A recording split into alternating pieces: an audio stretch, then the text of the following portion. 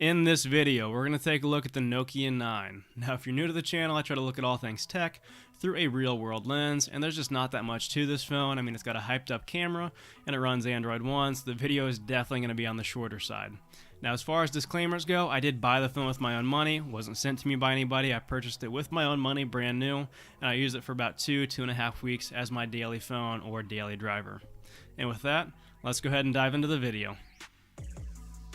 So the big selling point of this phone is obviously the penta camera setup on the back, which is just a fancy way of saying 5 cameras, and we'll get to that here in just a second. What I want to focus on first though is the user experience, using this phone every day, thinking about this through a real world lens and what it's going to be like for you using this phone every day. And this phone comes with AndroidOne, as you can see there on the bottom, and that just got glossed over by the reviews of this phone that I watched. So if you didn't know, AndroidOne is supposed to be a stock experience where you get fast updates, kind of like a Pixel device.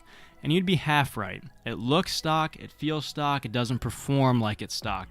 For example, my Pixel 2 XL here, running a Snapdragon 835 processor, feels way faster than this does running a Snapdragon 845, which is really sad, especially considering the price tag of this phone. Now, when I say faster, I don't mean just faster. I mean it's fluid. It doesn't stutter, it doesn't lag, whereas this stutters and lags all the time. I notice it the most in like my web browser or on Twitter.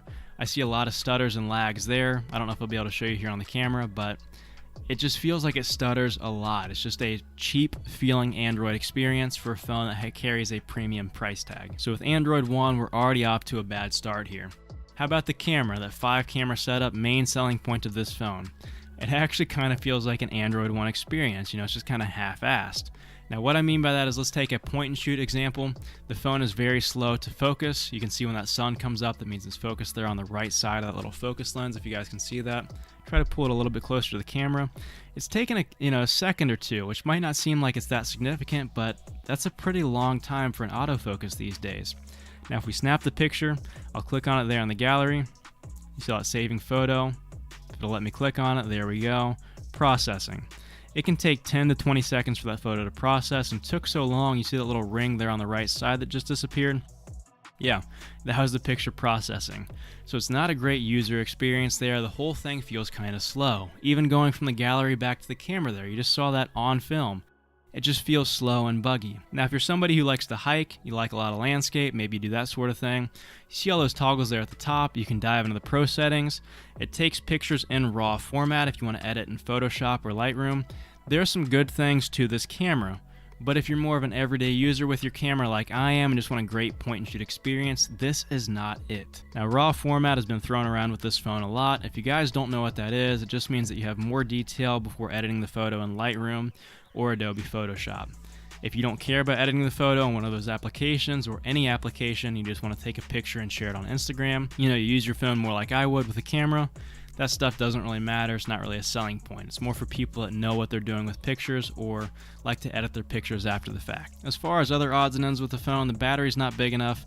I get about 5 hours screen on time, which is passable, but for a phone of this price, it's not enough. The screen looks good. It could get brighter. You can see we're at max brightness right now. As far as the brightness goes, it's going to be kind of hard to see out in direct sunlight, but a lot of phones are, so take that for what you will. No stereo speakers, just a single down-firing speaker there on the bottom of the phone. Sounds good enough, gets loud enough, I don't have any complaints there. It's just not stereo speakers, which would be nice of a phone of this cost. One other thing that I will mention, the fingerprint sensor is getting a lot of hate, and it doesn't deserve it in my opinion. The S10's fingerprint sensor sucked, and nobody talked about that one. On this phone, everybody's crucifying it like it's unusable, and you can see it right here on camera. It's working fine. Like, it's not the best, it's not the worst, it's not that accurate, but it's about on par with the S10. Which is not a compliment. I'm just trying to give you guys an idea of the S10. Most people just kind of gloss over it. With this phone, they like calling it out, and I think they're both about the same. So just like that, this review is already over. Let me know what you guys think in the comments down below.